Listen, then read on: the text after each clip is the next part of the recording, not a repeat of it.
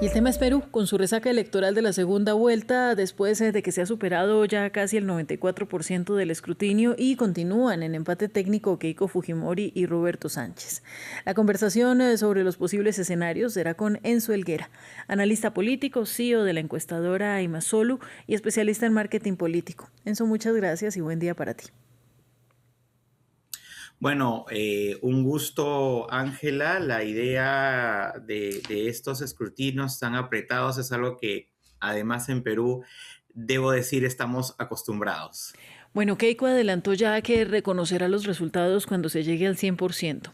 Mi pregunta para ti es, ¿hay confianza en el proceso electoral? Aunque, como dices, están acostumbrados. Sobre estos comicios en particular, ¿pesan las fallas del sistema electoral que retrasaron tanto los horarios de votación como la entrega de los resultados? Y esa queja, por supuesto, fraude, pues se mantiene en el aire. Correcto. Queja de fraude a pesar de que en nuestra legislatura las características del fraude son mucho más fuertes de lo que se haya dicho en primera vuelta y en segunda vuelta. Cuando hablo de mucho más fuertes, hablo de un nivel de contundencia o probanza mayor. Es decir, la acción sistematizada y en conjunto para poder influenciar y cambiar la voluntad popular. Entonces, por esta razón, este tipo de errores que vienen por parte de la institución o por parte de accidentes de algunos proveedores es lo que alimenta la verbalización o la comunicación respecto de la posibilidad del fraude, ¿no? Pero es, digamos, el mito, la leyenda urbana que gira en todos nuestros procesos electorales, como de cierta forma también lo es muchas veces en América Latina. A mí me llama mucho la atención que en su cuarto intento Keiko Fujimori todavía no logra esa contundencia que se esperaría de su aspiración, sobre todo porque es una mujer que viene preparándose desde la adolescencia para liderar. Bueno, eso te implica que en el Perú muchas veces se termina votando no exactamente por la persona que se preparó más, sino tiene una carga emocional. En el caso de Perú en particular, analizan un poco la persona, los antecedentes de la persona, etcétera.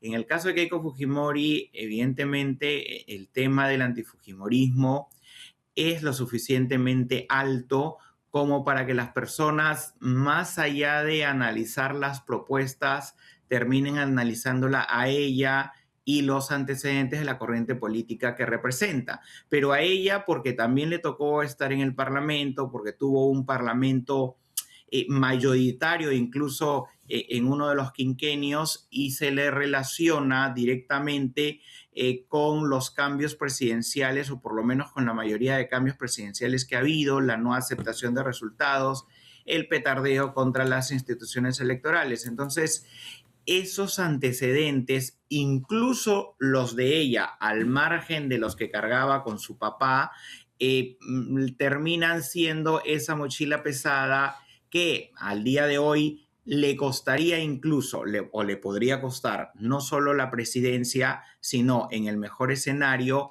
ganar con una muy ligera ventaja. Bueno, ¿qué nos muestran mientras que estamos a la espera de los resultados, que seguramente no será hoy cuando tendremos al menos este conteo preliminar? ¿Qué es lo que nos muestra este empate técnico? Después de un escenario muy similar en primera vuelta entre Sánchez y López Aliaga.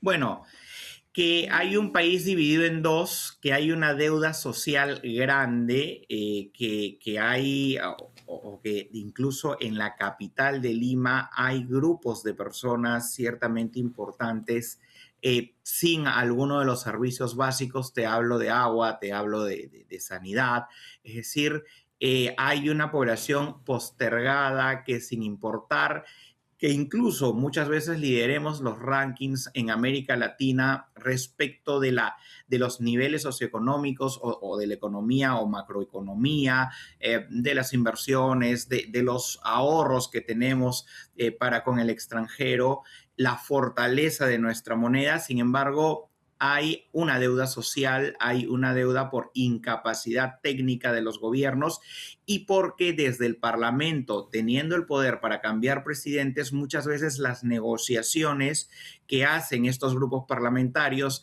apuntan más a la agenda política de los grupos, de las cúpulas de poder y no de la agenda social para lo cual fueron elegidos estos parlamentarios. Entonces, se espera que exista una madurez, que exista una evolución de los políticos, sea quien gane las elecciones en principio, para reconocer los resultados, porque eso sería un inicio y un cambio y una unión necesaria del país, porque se encuentra fragmentado no solamente por las situaciones políticas, sino el trasfondo es las situaciones sociales que mantienen a un grupo de personas muy significativos al margen de la evolución o incluso al margen de lo mínimo que se necesita para vivir con dignidad.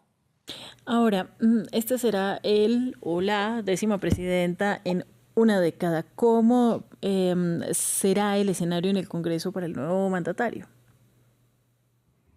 Bueno, a diferencia de digamos, los anteriores parlamentos, aquí los partidos políticos tienen divisiones, no existe una mayoría absoluta que vaya, digamos, a controlar el parlamento. Hay una bicameralidad aprobada, lamentablemente no por una reforma bien pensada, sino por una agenda política de los grupos de partidos de los que te mencionaba, para poder camuflar una reelección que hasta ese entonces estaba prohibida en Perú. Esta reelección tiene por objeto supuestamente tener una Cámara más pensante. Bueno, habrá que ver porque de hecho los partidos políticos o la mayoría de los partidos políticos que la aprobaron han sido eliminados del Parlamento, solamente han quedado digamos, 3 fuerzas políticas representadas en el Parlamento anterior y las demás han sido renovadas. Entonces, habrá que ver si la madurez y la prudencia política hace reflexionar a estos nuevos partidos políticos y a los que se han conservado, que la población sí tiene la capacidad de finalmente borrarlos del mapa parlamentario si no cumplen el compromiso social por el cual han sido elegidos. Bueno, ya leía yo en algún artículo periodístico que sería toda una sorpresa y toda una proeza que lograra cualquiera de los dos completar el término presidencial, dadas los antecedentes en el país. Ahora, mientras que Keiko Fujimori es un animal político, Roberto Sánchez recoge un llamado rural muy potente. En este caso, ¿qué es lo que pesa más en el país? Bueno, en el país termina pesando, digamos, ligeramente más el hecho de que, digamos, por un lado, Roberto Sánchez proponga un cambio a la Constitución en el entendido de que las reglas del juego, al modificarlas, apuntarían más a un cambio social. Esto muchas veces es discursivo por parte de la izquierda. Lo que en el fondo, digamos, este grupo valora es que tienen la posibilidad o la mejor posibilidad de resolver los problemas de fondo aquellos grupos que evidentemente tienen un mayor sufrimiento o diferenciación en relación al Perú en su conjunto.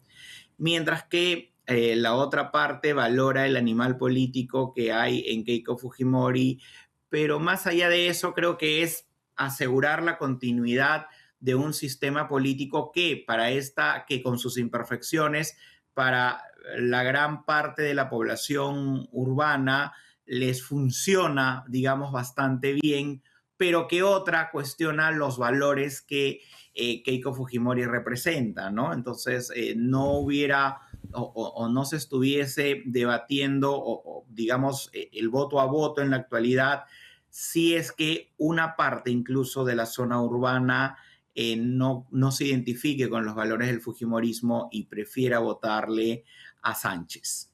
Bueno.